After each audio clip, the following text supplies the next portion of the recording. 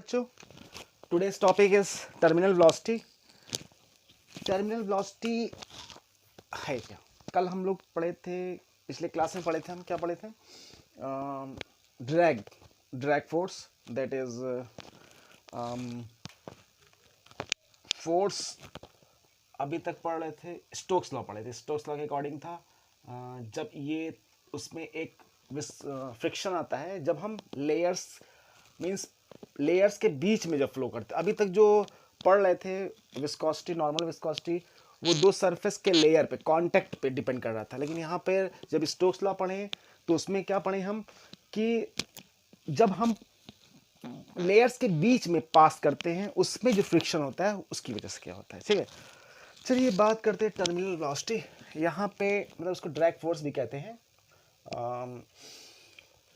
चलिए यहाँ पे हम पढ़ते हैं टर्मिनल वेलोसिटी। टर्मिनल वेलोसिटी क्या है?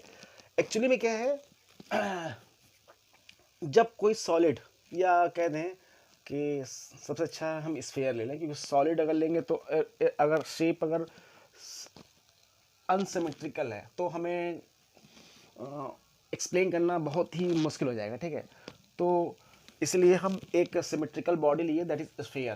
ठीक है, एक स्फीयर लिए, मान लेते हैं एक कंटेनर में फ्लूइड भरा हुआ है। ओके, और ये स्फीयर है, सॉलिड स्फीयर। ठीक है,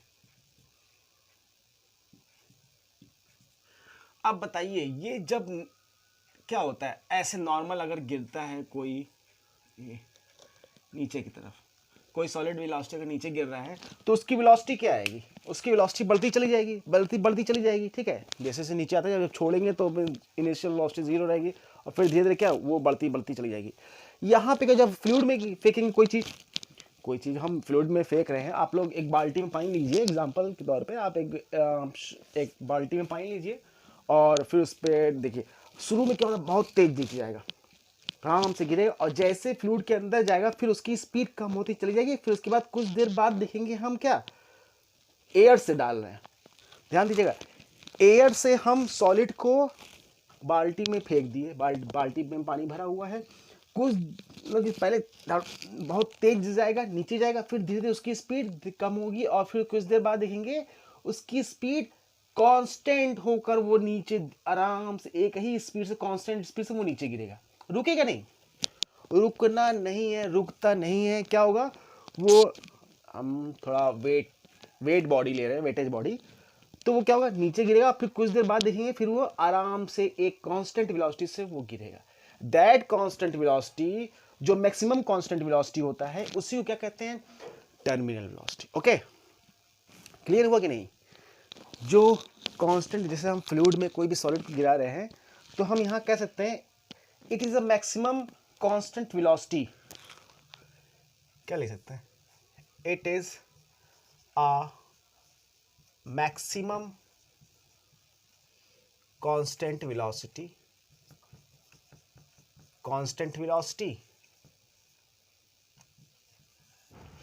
it is a maximum constant velocity acquired by the body, acquired कह सकते हैं,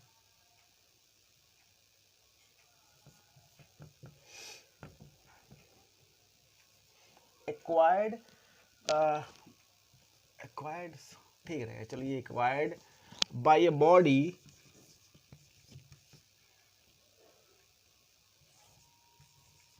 falling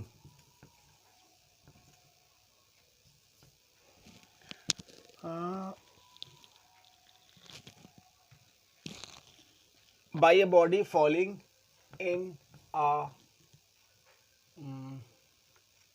fluid या विस्कस फ्लूइड। फ्लूइड में जो गिर रहा है, मेन है क्या, एक्चुअली क्या पढ़ा जाए, टर्मिनल वेलोसिटी। टर्मिनल वेलोसिटी कहते हैं कांस्टेंट वेलोसिटी, मैक्सिमम, जो सब मतलब हम जब इसमें जब कोई बॉडी जब गिराएंगे तो पहले बहुत तेज जाएगा तो कांस्टेंट वेलोसिटी तो हुआ नहीं, वहाँ पे एक्सीलरेशन चेंज होगा। पहले क्या होगा, पहले स्लो होगा, पहले बहुत तेज जाएगा, थोड़ा तेज होने की कोशिश करें, फिर क्या होगा, फिर वो धीरे होता जाएगा, और एक समय ऐसा आएगा कि वो एक ही कांस्टेंट वेलोसिटी से वो नीचे गिरता चला जाएगा। उस कांस्टेंट वेलोसिटी को मतलब उस जो वो वेलोसिटी होगा वो मैक्सिमम, सबसे ज़्यादा मैक्सिमम वेलोसिटी होगा, मतलब मैक्सिमम तो उसके ऊपर भी रहेगा ना, क्योंकि वो वेलोसिटी कम भी होता है, कभी कभी ज़्यादा भी हो जाता है, वो डिपेंड करेगा डेंसिटी पे। फिलहाल हम एयर से वाटर की बात करें तो यहाँ डेंसिटी ज़्यादा है, मतलब विस्कस फ्लूइड है, क्या है, विस्कस फ्लूइड है। यहाँ पे क्या होगा, जो मैक्सिमम कांस्टेंट वेलोसिटी को हम टर्मिनल वेलोसिटी कहेंगे। ओके ओके, नाउ नेक्स्ट, अब हम बात करते हैं यहीं पे कि इस पे कौन कौन से फोर्स लगेंगे, कौन कौन से फोर्स लगेंगे। सबसे पहले इस पे क्या फोर्स लगेगा, सबसे पहले क्या लगेगा, वेट, वेट फोर्स लगेगा। वेट, वेट को हम W से रिप्रेजेंट कर रहे हैं यहाँ पर, ठीक है। जाहिर सी बात है, तो एक और फोर्स लगेगा, कौन सा फोर्स, बायंसी फोर्स, अपथर्स्ट फोर्स, इसी को बायंसी फोर्स भी कहते हैं, जो ऊपर की तरफ लगता है। वो कितना होता है, जितना फ्लूइड डिस्प्लेस्ड होता है उसके वेट के मास के बराबर होता है। और एक और फोर्स लगेगा, that is drag force, that is viscous force, जो कल हम पिछले क्लास में स्टोक्स लॉ में पढ़े थे, that is viscous force, FV। तो यहाँ से हम ये कंफर्म करते हैं यहाँ से कि ये जो यहाँ दो फोर्स, तो W is equal to upthrust force plus FV force, equilibrium condition में आने के बाद, ठीक है। तो यहाँ पे अब हम बात करते हैं वेट, चलिए अप्लाई करते हैं। एक्चुअली हम टर्मिनल वेलोसिटी का फॉर्मूला डिराइव करना चाह रहे हैं, ठीक है, कैसे हमको मिलेगा, ठीक है। चलिए थोड़ा सा इसको हम